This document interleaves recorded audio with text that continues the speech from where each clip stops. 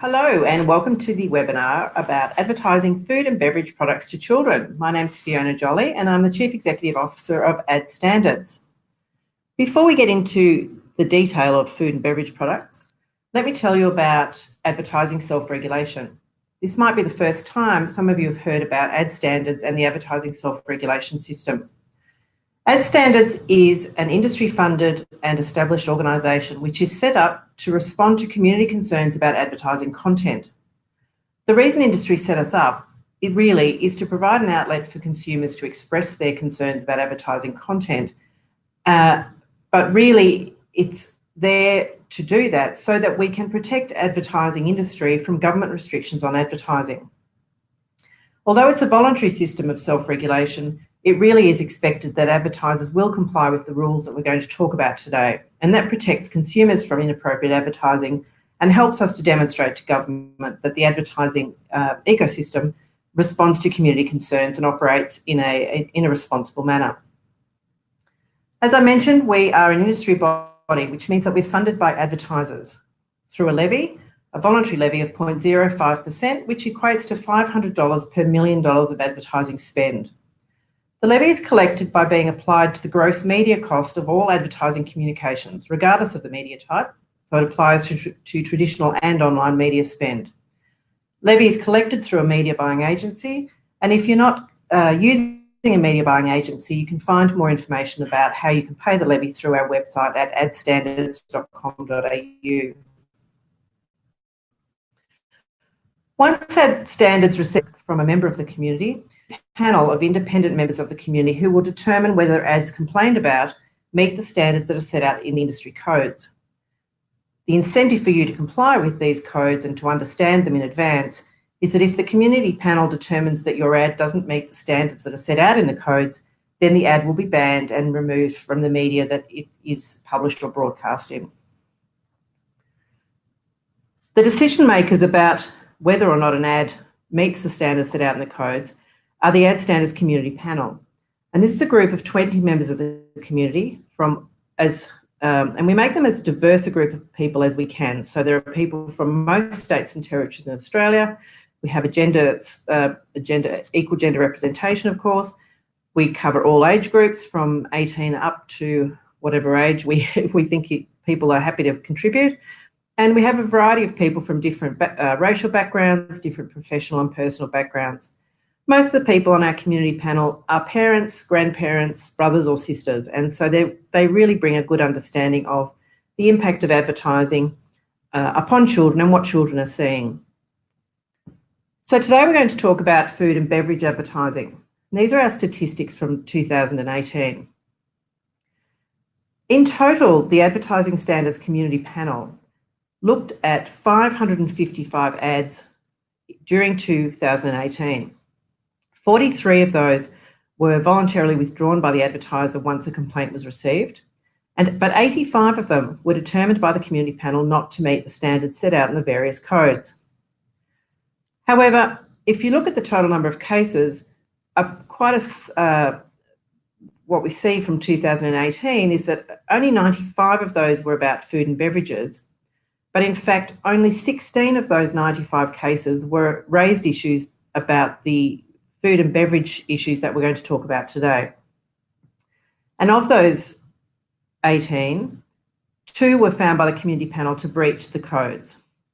While this is a very small number of ads that breach the standards, the issues that are raised in food and beverage advertising to children are extremely complex politically.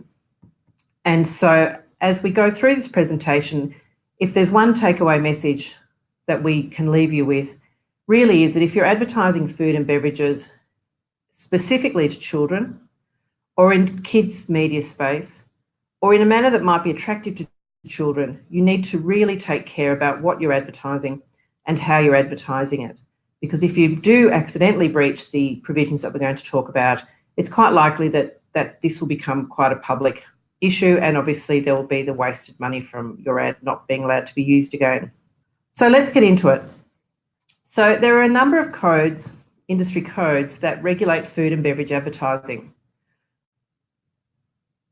The significant ones that we're going to talk about today, Children's Marketing Initiative, and the Quick Service Restaurant Initiative apply to broad range of advertisers through their adoption in Part 4 of the AANA Food Code.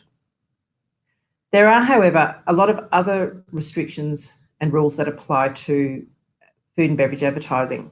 So even though you've listened to this webinar, if you are directly advertising to children for food or beverages or other products, you need to also just have a quick look at the AANA Food Code Part 3, at the AANA Code for Advertising to Children, and in terms of the volume of complaints, definitely have a look at the AANA Code of Ethics. The Code of Ethics covers issues such as the use of bad language, sexualised images, violent images, unsafe images, and discriminatory portrayal of people.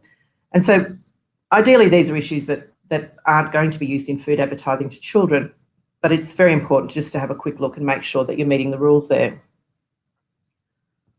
So what's new? What's new is Section 4 of the AANA Food Code. From the 1st of June, the AANA Food and Beverage Advertising Code will contain a requirement that all food and beverage advertising must comply with the Australian Food and Grocery Council, RCMI and QSRI. And we're going to use a short form of those terms because they're quite a mouthful. They apply to grocery products. The QSRI applies to quick service restaurant products. Section 4 of the Food Code means that the requirements of the RCMI and the QSRI now apply to all food and beverage advertising, not just to signatories to those initiatives, which is the current case. Okay, so now we're going to run through how a decision is made by Ad Standards after we've received a complaint. As you can see from the steps on this slide, there's quite a complex decision-making process, so try not to be too alarmed.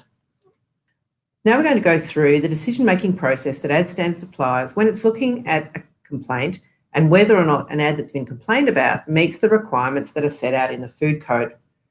So the first thing that we need to do is to look at whether it's a complaint about an ad, and if it is, if it's a complaint about a food or a beverage product ad. Now an ad is the test of whether or not something is an ad is fairly simple. Is this a communication message which is designed to encourage you to participate in a service or to purchase or consume a product? However, in some media, it can be difficult to tell whether something is an ad or whether it's a news story or some other sort of content. What's important to know is that any commercial communication in any media which is promoting a product is considered by us to be an ad. And so social media, obviously we apply to traditional forms of media, television, free-to-air television, radio, pay TV, newspapers, for example. But we also apply the rules to social media and online advertising. And here's an example of what we call an influencer post. And so what we would do is we might receive a complaint about this post from Georgia Love, and our staff need to determine about whether it's an ad. Now, in the online environment, the sort of things that we would look at here basically, is it giving an impression to a consumer that it's trying to get you to purchase a product? In this instance, we'd probably say yes, it is.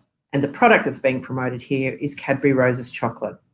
The type of things we would look at are whether there's a product in the image, but certainly a giveaway in this case would be numerous references in the post to Cadbury Roses, Cadbury Australia, and hashtag Cadbury collab. So just the important thing to think here is that any communication that you're doing to consumers is likely to be considered as an ad. The next step, though, is that we have to decide in deciding whether or not the complaint relates to something covered by Section 4 of the Food Code, is that we have to determine whether it's an ad for a food or beverage product. And this image shows a recent example that the community panel considered. This was a downloadable game called Magic Kinder, which was clearly targeted to children, as you can see by the look and feel of this image. And the game was very much promoted to, for example, preschoolers, and there's lots of very simple games and simple learning. The issue that we had to decide, though, for the Food Code or for the RCMI to apply is whether it's an ad for a food or beverage product. Now, in this game, there are no images of food, although I think in that on the right-hand side, you can see some popcorn, but there's no images in the game itself of food. There's no pictures of food. There's no suggestion of buying any particular type of product. The suggestion, though, could be that this is an ad for Kinder Surprise, because you can see the name of the game is Magic Kinder, and the look and feel of Kinder could be suggestive of Kinder Surprise, or Kinder, certainly Kinder the company. What the panel decided, though, was that this was most likely to be seen as a marketing. Certainly it's an ad because it's promoting Kinder, the company. However, the panel felt that that there was nothing in this that went beyond a reference to the company, and the panel determined that this ad was not an ad for a food or beverage product, that it could be seen as a promotion for the Kinder company, but of itself then this particular app wasn't an ad for a food or beverage product. And so we determined that the provisions of the RCMI did not apply. It pays to be careful, though, because if there had been images of products or Kinder products in this, it would very easily have slipped over into being an ad for a food or beverage product, and then the rules that we're talking about would certainly apply. So we've decided that the complaint is about an ad for a food or beverage product. So then we need to determine which of the sets of rules apply. So first of all, we will look at whether the QSRI applies, and if the QSRI doesn't apply, then the RCMI automatically applies.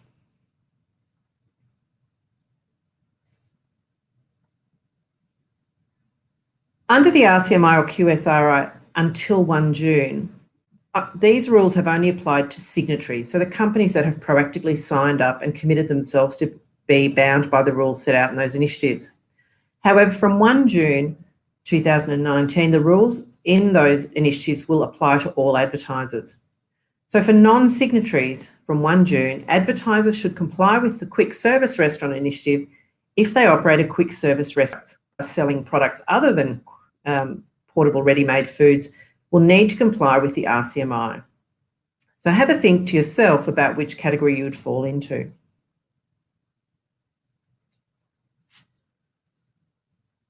The decision ultimately will be made by Ad Standards, and we don't envisage that it will be very difficult to make that decision.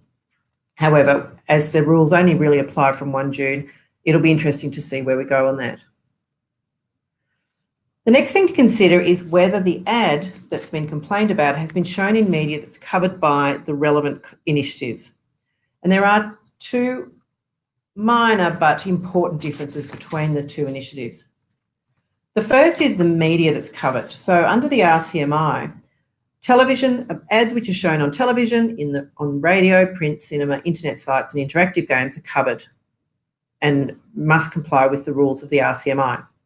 And the test that the community panel will use about whether or not the ad is directed to children is we'll use the age of, is it directed primarily to children under 12?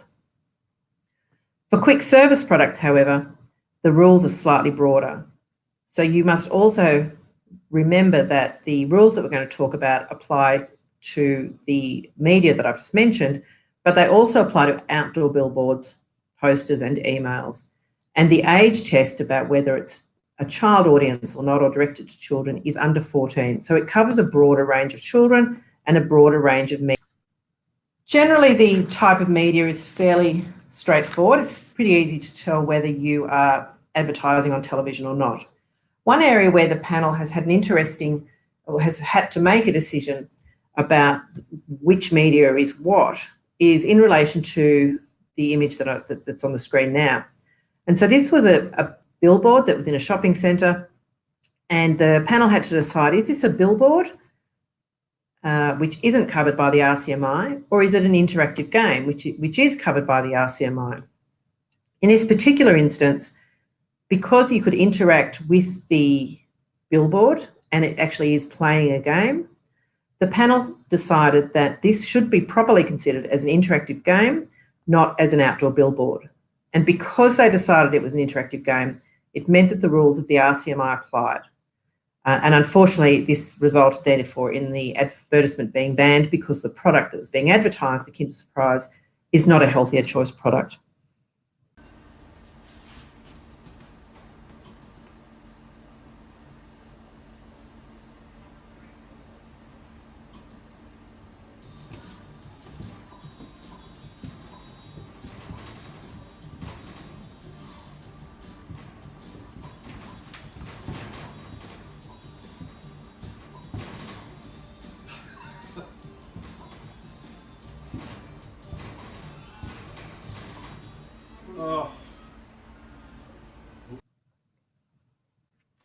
Generally, though, it's fairly straightforward about whether your ad is in a media that's covered by the relevant initiative.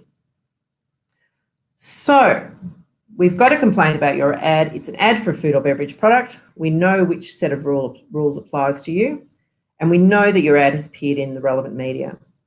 So now we need to decide, is your ad directed primarily to children? And depending on whether you're a grocery product or a quick service product, whether your ad is directed primarily to children under 12 or under 14. Now, this is where it gets a little bit complicated. There are 3 ways that your ad can be considered to be directed primarily to children. The most logical and the easiest to understand, obviously, is where the content of the ad is clearly aimed at children when you look at the themes, visual or language used in the ad. So in this case, we look at the ad itself and we don't really take into account where the ad's shown. However, the next 2 dot points, you may actually have an ad that you have tried very hard in the look and feel of the ad to make sure it isn't attractive to or directed at children, but it will have to comply with the rules if it's in a medium that is directed primarily to children or where children represent 35% or more of the audience. This is where you can inadvertently become undone, I guess. So let's look at those 3 issues in a bit more detail. First of all, we'll look at whether the ad is, regardless of the audience or placement, is the ad directed primarily to children, having regard to the theme, visuals and language used.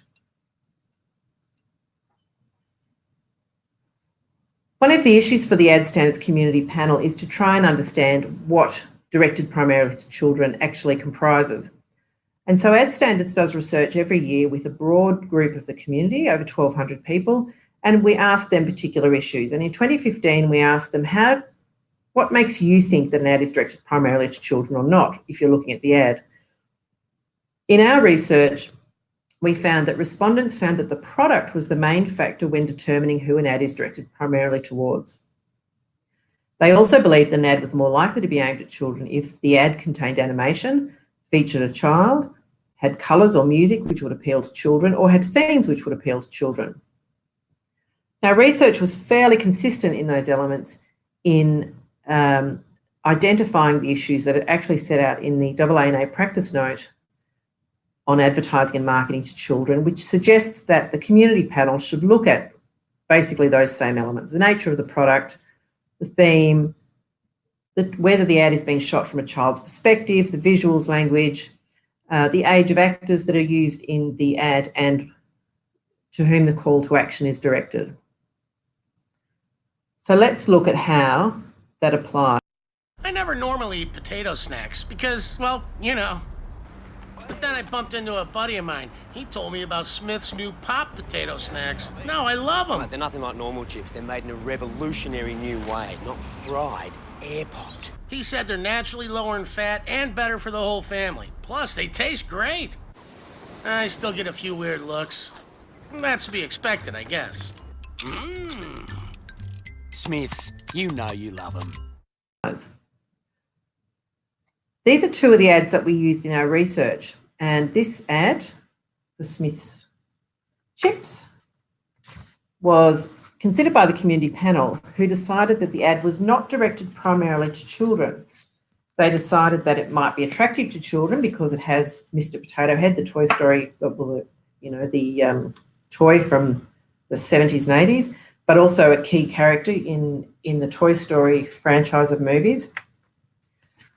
But the rest of the ad, in its look and feel, in the message about the composition and nutritional composition of the product and the call to action, is really more attractive to a general audience or to an adult audience. And so our panel decided that it wasn't directed primarily to children. We tested this in our research and we found that approximately 80% of people we surveyed had the same view as the community panel in deciding that the ad was either directed to adults or people over 14 or to a general audience. So that's great confirmation of the community panel's approach. Similarly, we tested this ad, which is a bit more borderline. Fandangles, fandangles, fandangles, fandangles, fandangles, fandangles, fandangles, fandangles, fandangles, fandangles. Jock Schmelo. New Peter's Fandangles in the ice cream freezer now. In this ad, you can see that it's very much using cartoon characters, a singing animated marshmallows, a deep voice call to action by the big marshmallow, and very much simple depictions which could be argued are attractive to children. This was a bit more borderline for the panel, and they discussed this for quite a while, but they found that what they said in their decision was that animation has become more sophisticated, and the use of animation or animated characters does not necessarily mean that an ad is directed at children. The panel considered that the ad would be of appeal to a broad audience of all ages and is not clearly directed to people under 12. Again, we tested this in our research, and the results were closer but consistent to the decision of the community panel. So we found that 63% of people felt that the ad was directed towards the grocery buyer or to a general audience, but we had a larger group, 25% of people, who felt that it was directed primarily to children aged under 14. So you can see that the more animation, the more unrealistic and childlike the ad it becomes, the greater the possibility that the community panel will think that the ad is directed primarily to children. Here's a few more examples. Let's have a look at this ad.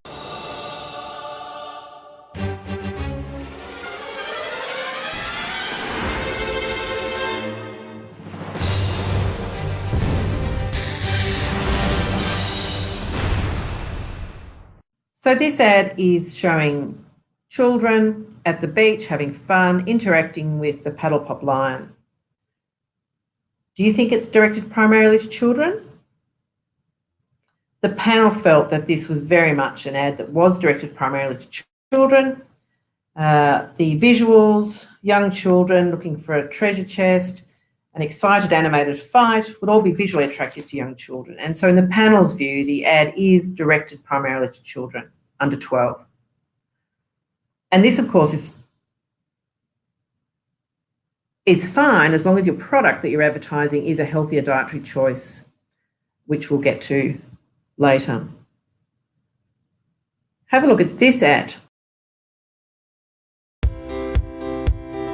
Wonder if I gave an Oreo to somebody out there who I didn't know. Would they laugh after I'd gone, or would they pass that wonder on?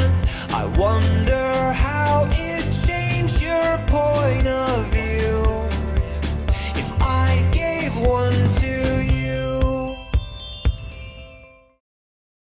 So this ad for Oreos is using solely fairy tale and fantasy characters. And this was a very close decision because in this instance, the panel did look at the product, Oreos biscuits, not necessarily a child product, of interest to broad age groups. But the panel felt that the overarching look and feel of this ad really was a very simple story about sharing biscuits, that it featured animated characters from fairy tales, the Three Little Pigs, Big Bad Wolf, and that overall the ad would be attractive to children under the age of 11.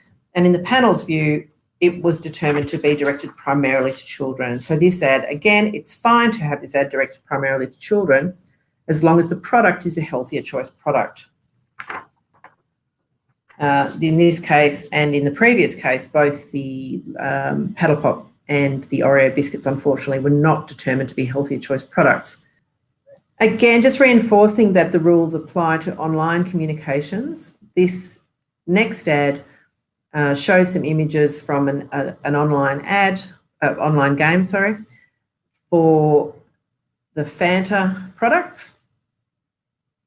And in this instance, one of the arguments from the advertiser was that the animated characters were all older teenagers and that the target audience was teenagers rather than under 12s. The panel considered, however, that the game is very simple. It's very similar to a number of online games. and that the simplicity of the game would be attractive to children. The panel felt that the overarching game is about cartoon characters who resemble teenagers, bright colours set on a beach or island. The issue about the age of the characters was a really important one, and the panel considered that the cartoon characters represent young teenagers, and in the panel's view, based on their own experiences with children and teenagers, these representations are more likely to appeal to younger children who aspire to be teenagers and consider teenagers as role models, rather than really being of interest to older teenagers. So the panel considered, therefore, that the overall look and feel of this game is most strongly directed to children in the 9 to 11 year age bracket, and therefore they directed that the game is directed primarily to 9 to 12-year-olds. The game, of course, is a promotion for Fanta, and it was considered to be advertising and marketing communication. And unfortunately, because the product itself, Fanta, is not a healthier dietary choice, the advertiser was obliged to remove the game.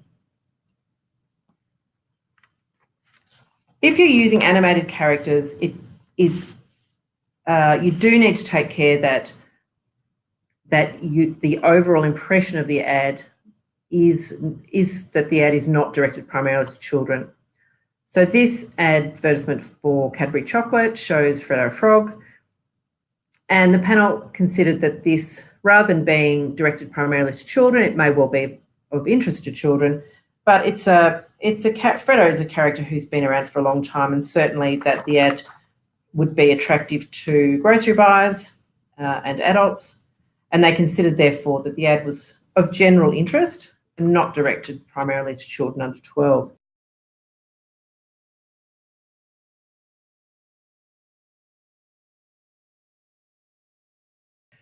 Again, just reinforcing the use of animation and fantasy can put you in the position of the community panel coming down on the wrong side of what you've intended.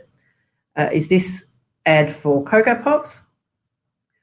However, in this instance, the animated image of the hand grabbing the cereal, putting it in the trolley, was the overall look and feel of the ad, and the call to action was very much directed at the main grocery buyer. And again, the panel decided that even though it used the sort of well-known tagline of Cocoa Pops and milk, just like a chocolate milkshake and a crunchy, that this is wording that would be attractive to adults who grew up with Cocoa Pops.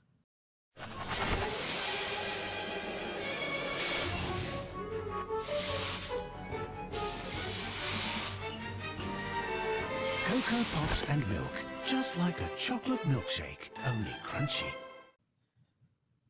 So the majority of the panel considered that this ad was attractive to a broad audience and not clearly directed to children under 12 in the very sort of first instance. So the crux of this look and feel of the ad under the first limb is that your ad really needs to be quite clearly directed in the first instance to children for the RCMI or the QSR to apply. However, your ad will also be captured by these rules if the ad appears in media which is directed primarily to children. So this is quite significant for television advertising, and the RCMI and QSR specifically reference the inability of these ads to be shown in C&P programs, for example, children's cartoons, but they will also capture programs that are directed primarily to children through their theme, visuals and language. And you need to think about kids' movies and movies that are shown in family viewing time. In this instance, the child audience isn't relevant. It's just whether the program itself is a program which is directed primarily to children. Daniel!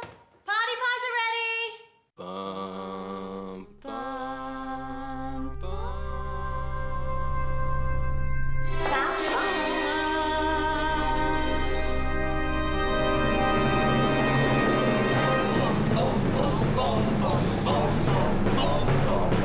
Patty's Party Pies. The party pies are eating out of space. Best snack ever! So in this ad for Paddy's Foods, the ad itself was determined not to be directed primarily to children by the panel. But it was broadcast during the movie Frozen, which although it's a PG movie, is a movie that the panel determined was primarily directed to children under 12. It only had a 17% child audience, but the movie itself, the community panel said, is directed primarily to children, so the RCMI applies. And because the product was not a healthier dietary choice, the complaints were upheld and the ad was required to be removed. One of the ways to avoid this type of having your ad placed in programming that's directed to children in the free TV space is that free TV have, through CAD, have agreed to apply a W rating to ads for food and beverage products if you would like that to be the case. This means that the broadcaster will pay a bit more attention to where the ad is placed and will particularly avoid things like family movies, children's movies, and family viewing time. And this has helped to have quite a lot of accidental placement avoided. The other thing to be aware of is the audience of the communication activity. And under the RCMI and the QSRI, if the audience of the communication activity has more than 35% children under 12 or under 14 for the quick service restaurant, then the ad must comply with the rules about being a healthy dietary choice. Now, we've looked at a few complaints about social media advertising, and the panel has consistently determined that the mediums of Facebook and apps that have to be downloaded are not of themselves a more than 35% child audience. But ads placed in those media could still fall within the RCMI and QSRI if they're directed primarily to children through their look and feel. Again, in terms of television, a W classification will help to avoid the more obvious programs where it's expected that there would be more than 35% child audience. Going back to the Cocoa Pops ad, although this was not directed primarily to children in its look and feel, the ad was broadcast in a number of programs where it ended up with an audience, a very high child audience. So as I've said on the screen there, one of the examples, for example, was that the ad was shown in Dale and Pasco at past midnight, but the OzTam data showed that the 5 to 12-year-old audience share was 55%. The advertiser said this was highly unanticipated, and logically, it does appear that that would be wrong. If your media data, if we're looking at your media placement and there may be a one-off mistake, a one-off result like this, we'd be unlikely to uphold the complaints. However, in this instance, in the instance of this ad that you're looking at, there were more than a small number of programs where the ad was shown where there was well over 35% child audience. And so unfortunately the complaints about this ad were upheld and the ad had to be removed.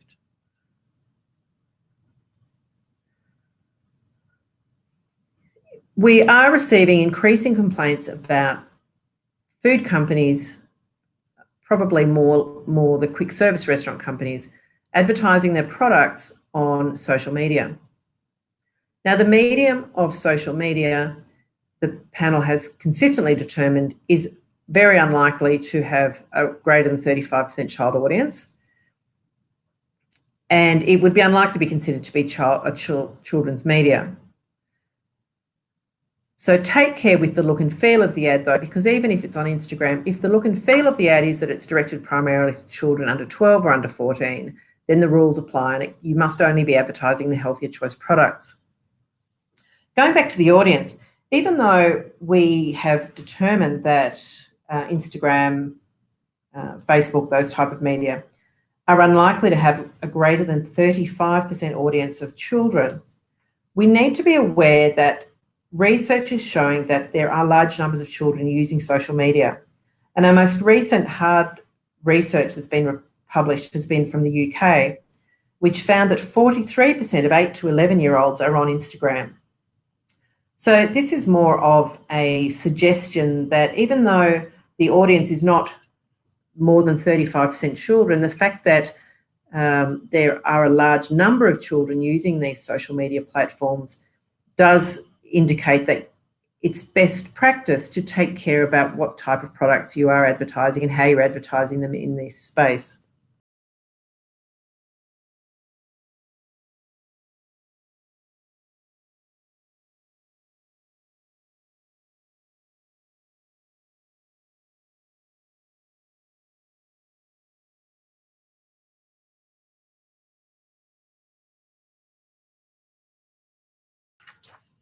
So keeping going through our checklist, once we've determined that the ad is directed primarily to children, either because of its look and feel or because of where it was placed, as I said, these requirements are not a ban on advertising to kids, but they are a requirement that you're only showing a healthier dietary choice product. So let's look at what the rules are about whether your product can be considered to be a healthier dietary choice. Ad Standards uses the service of an independent third-party arbiter who will look at the material that an advertiser provides us about the nutritional profile of a product and look at the rules that the advertiser has set for itself about the nutritional profile. And the arbiter will advise Ad Standards whether or not the product meets the criteria that have been set out. Close enough is not good enough. It has to meet the healthier dietary choice requirements that have been chosen. And what's important to know is that an ad for that product to be a healthier choice product, the ad must show the product that is the healthier choice. This advertisement, this marketing communication was was in social media, and it provided games for children. It was clearly directed to children, and it was full of games and physical activity. Now, there is one of the products that are advertised, one of the products available from this advertiser in the Happy Meal suite of products, suite of meals. One of those is a healthier choice product. The problem with this communication was that there were no images of the healthier dietary choice product in this game. So the only images that you could see were references to implied references to Happy Meals. The panel has consistently said that if you're advertising a Happy Meal or similar type of product, you must show the healthier dietary choice product, which in this instance is, for example, the chicken wrap, water and fruit slices. So you must make sure you're showing the healthier dietary choice product. Depending on which of the initiatives apply to your product, there are different ways to determine what is a healthier dietary choice. For quick service restaurant products, the nutrition criteria that you must meet are set out in Schedule 2 of the Quick Service Restaurant Initiative, and they have quite clear description of the nutrient profile of the products that will qualify to be allowed to be advertised to children. If you're advertising a grocery product or something that comes under the RCMI, if you're a signatory, you will already have a company action plan which sets out the nutrition profile for what is a healthy dietary choice product. For newcomers to the scheme, though, from 1 June, you will need to develop or adopt nutrition criteria for your products that you are advertising to children. And the Food Code Practice Note developed by the AANA provides some guidance to the documents you might like to refer to. As I said, if you're not a signatory, you need to develop your company action plan or develop or adopt nutrition criteria against which we can determine healthier dietary choices. And you should do this before you start any advertising or marketing campaign. The practice note does not endorse any particular nutrition criteria, but on the slide there you can see that there are a number of documents that set out nutrition criteria that have been developed in Australia. The School Canteen Association guidelines, for example, is one. And then there are also some systems which have been developed internationally that you can refer to. The key thing here, though, is that if you're a newcomer to these rules from 1 June, you need to determine what your healthier dietary choice products are and publicly ensure that you have those criteria well articulated. If we receive a complaint about your ad, you will need to provide us with the nutrition criteria against which you've decided your product must be measured. So your ad is directed to kids and it is for a healthier dietary choice product. 2 more rules that you need to make sure that you're considering as you develop your campaign. The ad has to contain messaging that encourages good dietary habits and physical activity. And depending on the medium in which, depending on whether you're developing a 30-second television commercial, a 15-second radio ad, will depend on how you can communicate good dietary habits and physical activity.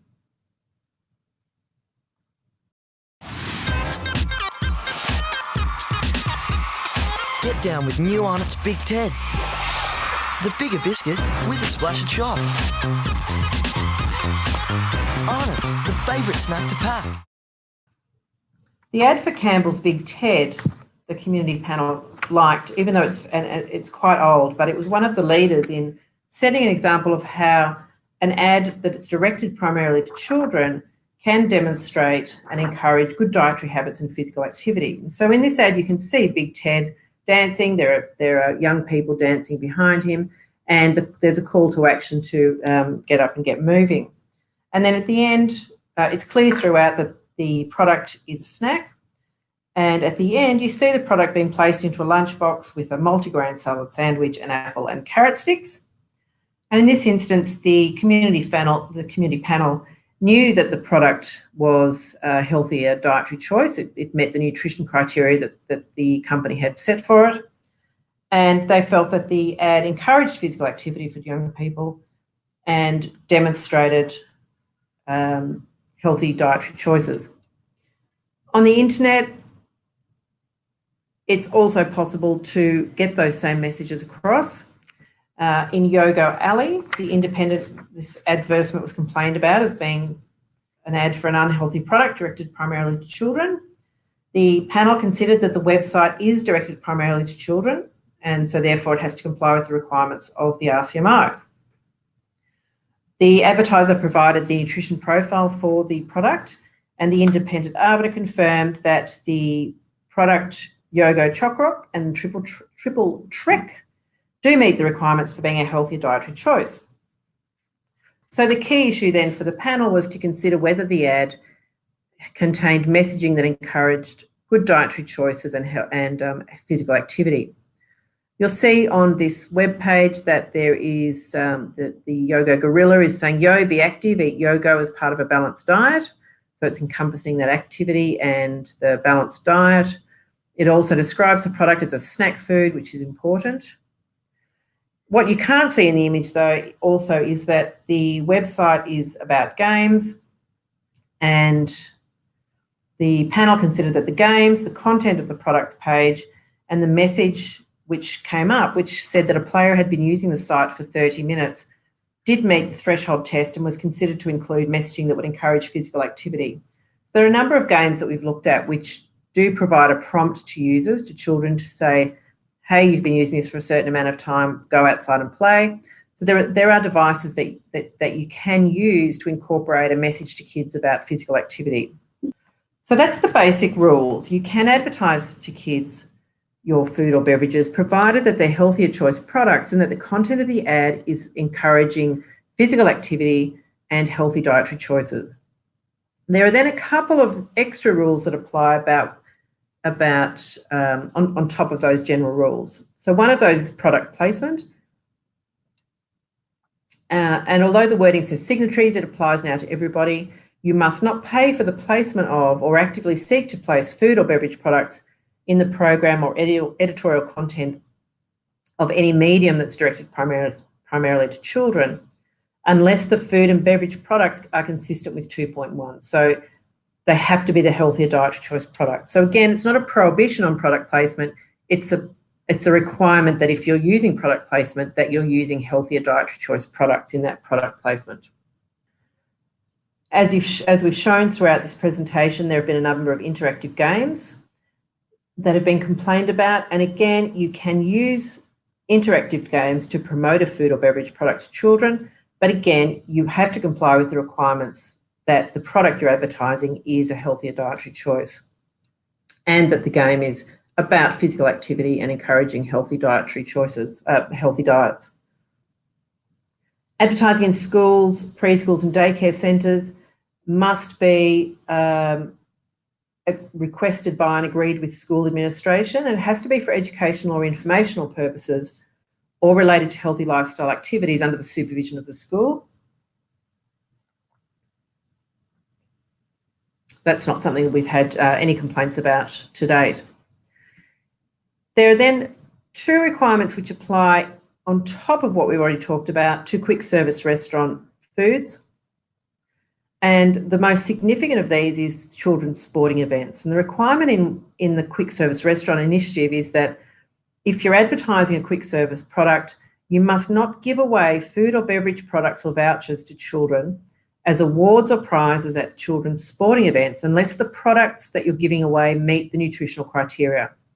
So you can, as I said, you can still give away products or vouchers to children as prizes at sports events, provided that the product that the voucher is for meets the nutritional criteria for being a healthier dietary choice.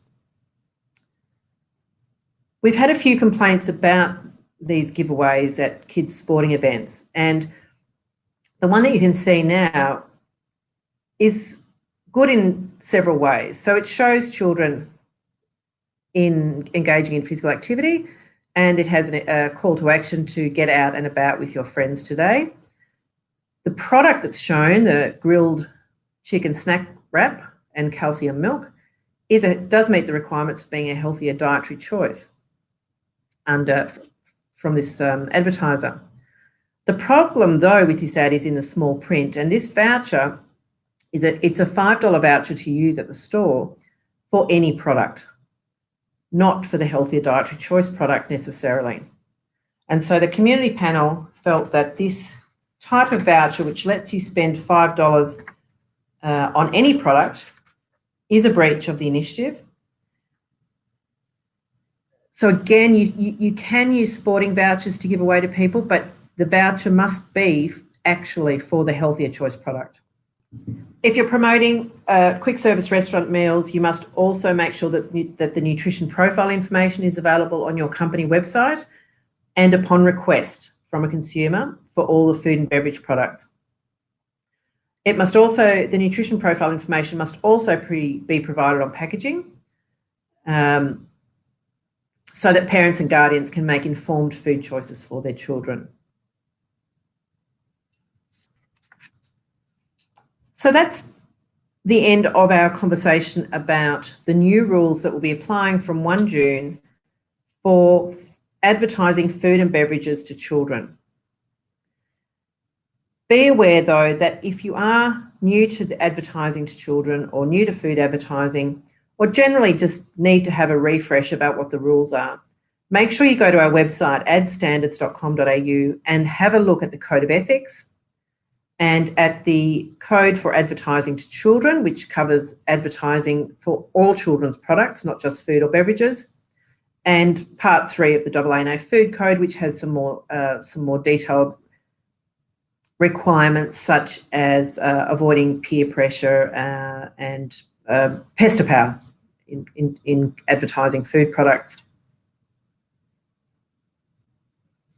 Ad Standards does provide a copy advice service. So if you're unclear about what the rules are, or you really want to make sure that the ads that you're putting together are going to be consistent with the requirements of the codes, you can contact us, again, at our website, adstandards.com.au, for expert advice on the codes regulating advertising content, as long as you do that in advance of the broadcast or publication. Now, the aim of our service is to try and improve overall advertising standards by helping to avoid content that might breach the codes going out to air. The copy advice that we give is not binding on the community panel, and so it doesn't guarantee that complaints won't be made or that the community panel may consider that your ad breaches the standards. However, it's a really great way to get some good advice about the likelihood of your ad complying with the codes. And it's pretty cost effective. A basic request can be submitted online. The cost at the moment is $110 and advice is provided within 2 business days. There is slightly different fee structure for very large or complex campaigns, with slightly longer turnaround time. But again, go to our website for information.